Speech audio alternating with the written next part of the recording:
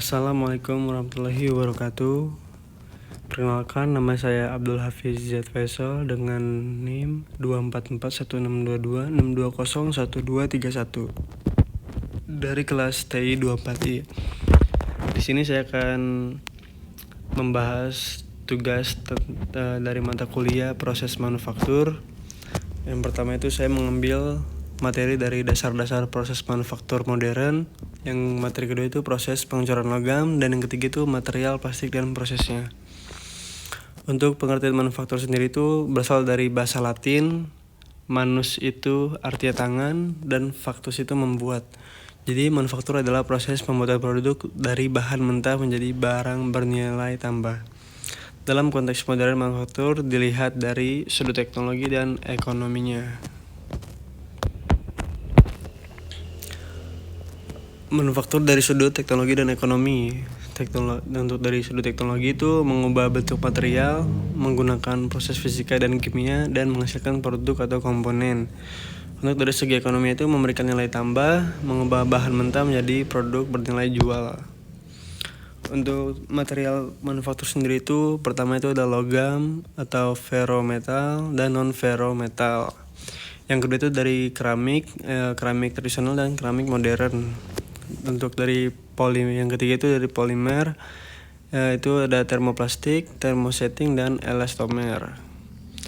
Untuk jenis proses manufaktur sendiri itu ada casting dan molding, forging dan extrusion, rolling dan bending, turning, drilling, milling, grinding, dan welding.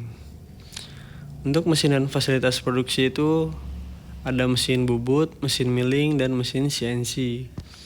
Fasilitas produksi sendiri ada job shop, batch production, dan mass production. Untuk sistem pendukung manufaktur sendiri itu manufaktur engineering, production planning and control, quality control, dan perancangan produk dan proses. Proses pengecoran logam, ini adalah materi keduanya. Pengecoran adalah proses pembentukan logam dengan cara menuangkan logam cair ke dalam cetakan hingga mengeras sesuai bentuk yang diinginkan. Pengecoran pasir, jadi saya disini ngambil pasir karena lebih mudah dan sesuai dengan materinya. Jenis pengecorannya paling umum, cocok untuk logam bertemperatur tinggi dan digunakan untuk produk kecil hingga besar dan biaya relatif murah. Langkah-langkah pengecoran pasir dan jenis pola pengecorannya. Untuk langkah-langkahnya sendiri itu membuat pola, membuat cetakan pasir, menyiapkan inti atau core, menuang logam cair, pendinginan, dan pembongkaran. Untuk jenis pola pengecoran itu ada solid pattern, split pattern, match plate pattern, cop and drag pattern. Dan fungsi pola itu membentuk rongga cetakan, mengkompensasi penyusutan logamnya. Untuk pembuatan cetakan pasir, material pasir sendiri itu dari silika, tanah liat, dan air. Karakteristik cetakannya itu strength, permeability, thermal stability, dan reusability. Untuk jenis cetakan sendiri itu ada grid sand mold, cetakan basah, murah dan mudah dibuat. Dan dry sand mold itu dipanaskan dalam oven, lebih kuat dan presisi.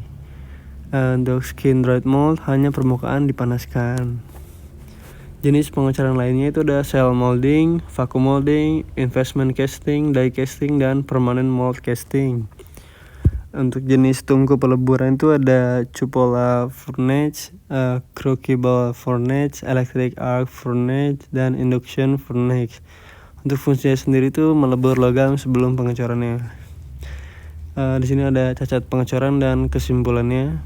Untuk cacat pengecoran itu misrun, cold shot, shrinkage, cavity, sand blow, mold crack. Untuk kesimpulan sendiri itu pengecoran penting dalam industri manufaktur. Untuk kualitas cetakan menentukan kualitas produk. Banyak metode digunakan sesuai kebutuhan produksi. Di sini ada materi ketiga yaitu material plastik dan prosesnya.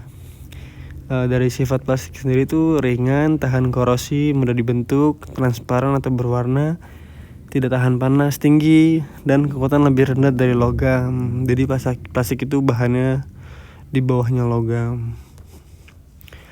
Untuk bahan baku plastik sendiri itu sumber utama itu dari minyak bumi, gas alam, batu bara, dan silika. Untuk bahan tambahannya itu pewarna, pelumas, plasticizer, dan filler. Jenis plastik sendiri itu ada thermosetting, yaitu mengeras permanen, tidak dapat didaur ulang. Contohnya epoksi dan resin amino. Dan untuk termoplastik dapat dipanaskan ulang, dapat didaur ulang. Contohnya itu nilon dan polietilen. Perbedaan termoset dan termoplastik. Termoset tidak dapat dibentuk ulang, reaksi penggeseran cepat. Untuk termoplastik dapat dibentuk ulang dan reaksi pengerasan lambat. Cara pemrosesan plastik. Pertama itu pencampuran bahan, penambahan aditif, pra-pembentukan, dan pemrosesan menggunakan mesin cetaknya. Proses pencetakan plastik itu ada cetak tekan dengan menggunakan tekanan dan panas. Cetak transfer itu plastik dipanaskan lalu dipindahkan ke cetakan.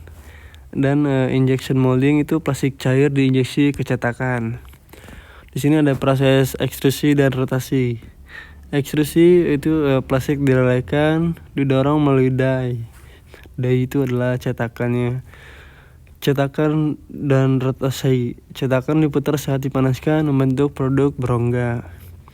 Di sini ada blow molding dengan film. Blow molding itu dapat digunakan membuat botol plastik. Plastik ditiup dalam cetakan. Pembuatan film atau lembaran menggunakan roll pendingin dibentuk menjadi lembaran tipis. Untuk kesimpulannya sendiri dari materi ketiga itu plastik memiliki banyak jenis dan sifatnya.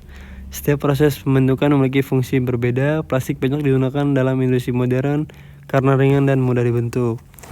Sekian presentasi dari saya Abdul Hafiz Jad Faisal. Kurang lebihnya mohon maaf. Wassalamualaikum warahmatullahi wabarakatuh.